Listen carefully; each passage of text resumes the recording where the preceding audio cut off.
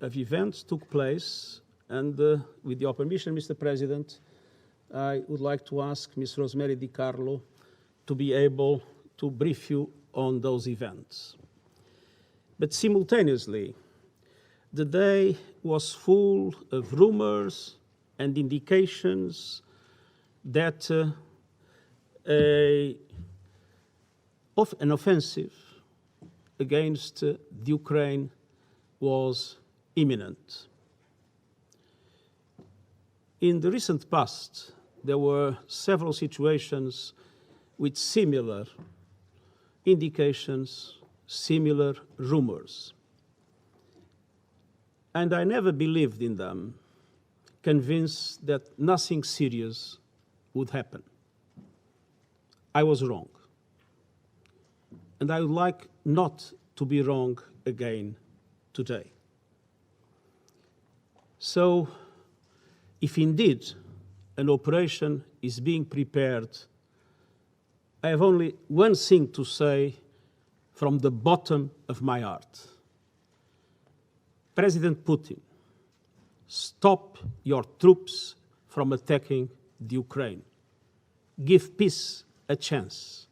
Too many people have already died. Thank you, Mr. President. Thank you, Mr. President. Let me begin by thanking Secretary General for his briefing on the evolving situation in the eastern regions of Ukraine. The Security Council had met 2 days ago and discussed the situation. We had called for urgent de-escalation of tensions and emphasized on sustained and focused diplomacy to address all issues concerning the situation. However, we note with regret that the calls of the international community to give time to the recent initiatives undertaken by parties to diffuse tensions were not heeded to. The situation is in danger of spiraling into a major crisis. We express our deep concern over the developments which, if not handled carefully, may well undermine the peace and security of the region. We call for immediate de-escalation and for refraining from any further action that could contribute to a worsening of the situation. We call on all parties to exert greater efforts to bridge divergent interests. I would like to underline that the legitimate security interests of all parties should be fully taken into account.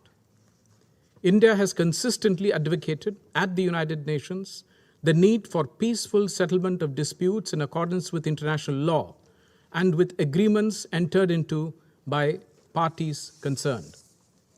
I underline once again that more than 20,000 Indian nationals, including students, are located in different parts of Ukraine, including in its border areas. We are facilitating the return of all Indian nationals, including students, as may be required. We believe that the solution lies in sustained diplomatic dialogue between the concerned parties. In the meantime, we strongly emphasize the vital need for all sides to maintain international peace and security by exercising the utmost restraint. I thank you. Thank you, Mr. President. Mr. President, the situation in Ukraine is at a critical juncture. China has been paying close attention to the situation. In the current context, all parties concerned should exercise restraint and avoid the further escalation of tensions. We believe that the door to a peaceful solution to the Ukraine issue is not fully shut, nor should it be. China has pointed out on many occasions that there is a complex historical context on the Ukraine issue and that the current situation is the result of the interplay of many factors.